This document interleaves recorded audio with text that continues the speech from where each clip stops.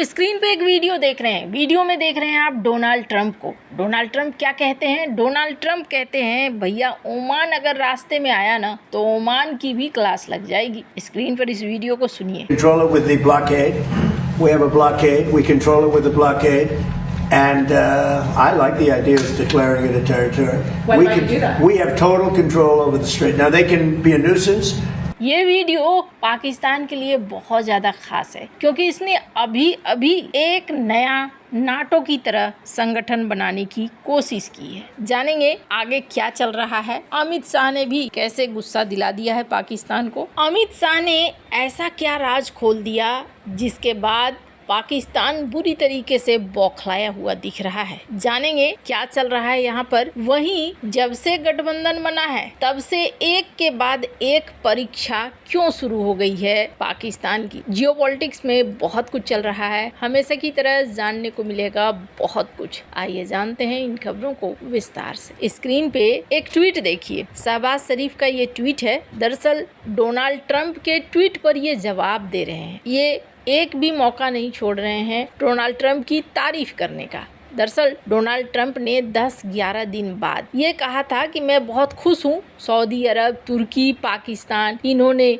मक्का joint defence agreement sign कर लिया है। मिडिल ईस्ट अब एक साथ आ रहा है और ये एक दूसरे की सुरक्षा मीनिंगफुल तरीके से कर पाएंगे और इस ग्रेट लीडरशिप के लिए मेरा बहुत बहुत बधाई। साथ ही ये बहुत बड़ा, बोल्ड और पहला बेहद खास कदम है। इस पर शहबाज शरीफ ने लिखा कि मैं बहुत ही ज़्यादा कृतज्ञ हूँ कि आपने इतनी अच्छी बात कही, मक्का जॉइंट डिफेंस एग्रीमेंट को सपोर्ट किया। हम सऊदी अरब और तुर्की, पाकिस्तान मिलकर एक बढ़िया रोल निभाएंगे ताकि इस इंटायर रीजन में शांति रहे। उसके बाद इन्होंने लिखा, मैं आपको एक बार फिर से धन्यवाद दूंगा कि आपकी वजह से, आपके साहसिक कदम की वजह से एक परमाणु युद्ध होते होते रुक गया। मतलब कोई मौका नहीं छोड़ रहे हैं जहां पर डोनाल्ड ट्रंप को लपेटने की कोशिश हो। खैर, अब ये जो समझौता हुआ है, इस समझौता के बाद ना एक के बाद एक परीक्षा की घड़ी शुरू हो गई है और इसी बीच अमित शाह ने भी कुछ ऐसा कर दिया है जिसने पाकिस्तान को टेंशन दे दिया है। सऊदी अरब के साथ एग्रीमेंट के बाद पाकिस्तान को ऐसा लगता था कि भारत के तरफ से कोई बहुत स्ट्रॉन्ग रिप्लाई आएगा, भारत अफरा तफरी मचाएगा और भारत कहेगा कि भाई ये तुमने क्या कर दिया। सऊदी को भी बोलेगा ये तुमने क्या कर दिया। लेकिन भारत यहाँ चुपचाप है, एकदम आराम से है। ऊपर से भारत के जो फॉर्मर वायुसेना चीफ रहे हैं उन्होंने क्या बयान दिया? उन्होंने बयान दिया कि देखिए,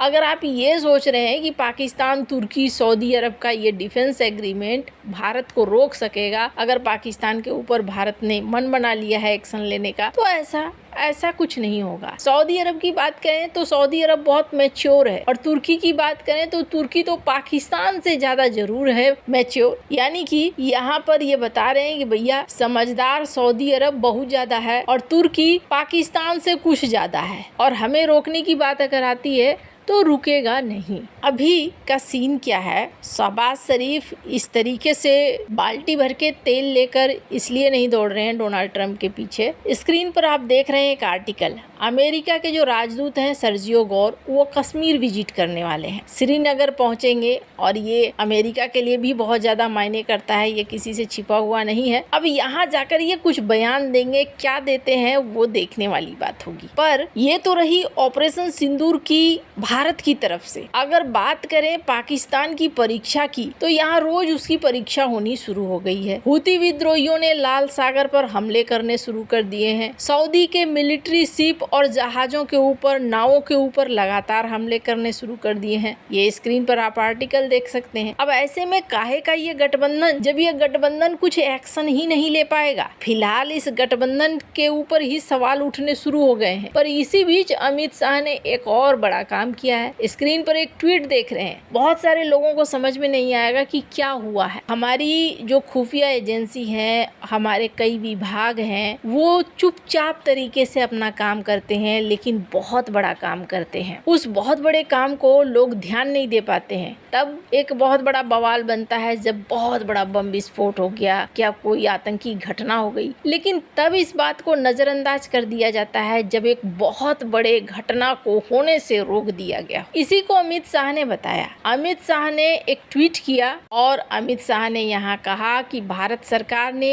ISI समर्थित शहजाद भट्टी नेटवर्क का खात्मा कर दिया है। उन्होंने कहा कि 14 राज्यों में 200 से ज्यादा आतंकियों को पकड़ा गया है जो इस आतंकी संगठन के लिए काम करते थे। अब सबसे बड़ा सवाल क्या है, ये शहजाद भट्टी नेटवर्क है क्या? ये एक पाकिस्तान समर्थित हाइब्रिड आतंकी गैंगस्टर सिंडिकेट है जिसे पाकिस्तानी खुफिया एजेंसी ISI का कथित तौर पर समर्थन प्राप्त है। भारतीय जांच एजेंसियों के मुताबिक ये नेटवर्क देश के आंतरिक सुरक्षा को नुकसान पहुंचाने, प्रमुख ठिकानों पर हमले करने, जासूसी गतिविधियों में शामिल रहा है। शहजाद भट्टी मूल रूप से पाकिस्तान का एक गैंगस्टर है जो शुरुआती दिनों में चोरी, डकैती और रंगदारी जैसे संगठित अपराध में था। कथित तौर पर बाद में वो ISI के संपर्क में आया और उसने भारत विरोधी आतंकी गतिविधियों को अंजाम देना शुरू कर दिया। हालांकि जिस तरीके से भारत ने यहाँ सीधे अब साफ तौर पर सामने रखना शुरू कर दिया है, पाकिस्तान के अंदर भी हड़बड़ाहट आई।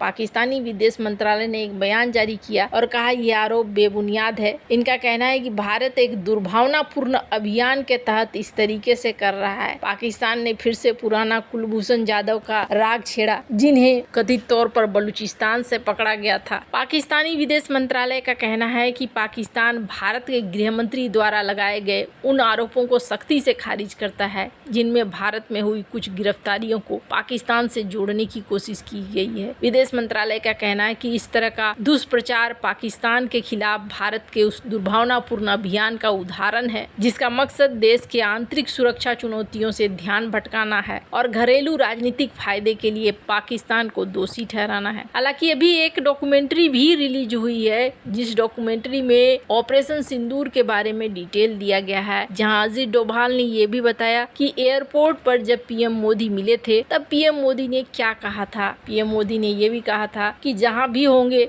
हम उन्हें ढूंढेंगे और हम उन पर कार्रवाई करेंगे। इसके अलावा इस डॉक्यूमेंट्री में ऑपरेशन सिंदूर को लेकर बहुत सारी चीजें कही गई, बताई गई, जिसके बाद भी एक बौखलाहट देखने को मिला और पाकिस्तान ने कहा कि भारत इतिहास को फिर से लिखना चाह रहा है, भारत हारा है, हम नहीं हारे हैं। खैर, अब इस पर बहुत सारे लोगों ने सवाल भी कर दिया कि अगर आप नहीं हारे हैं तो सबूत कहाँ है। स्क्रीन पर इस ट्वीट को देख रहे हैं आप, जिस ट्वीट में लंबे चौड़े तरीके से पाकिस्तान के DG ISPR ने लिखा है। पर इस ट्वीट के बाद लोगों ने सवाल करना शुरू कर दिया है कि अच्छा जी, आप ही बताओ आपके सबूत कहाँ हैं, हम तो सबूत दे रहे हैं। और कुछ ने तस्वीरें पब्लिश करनी शुरू कर दी कि ये रहे, हमने आपके बेस को तबाह किया था, ये रही तस्वीरें। खैर, भारत के इस डॉक्यूमेंट्री के बाद हलचल तो मची ही थी। खैर, आपको क्या लगता है इन सब मामले में, आपकी क्या राय है, कमेंट कर जरूर बताएं। जल्द मिलते हैं अगले वीडियो में नई खबर के साथ।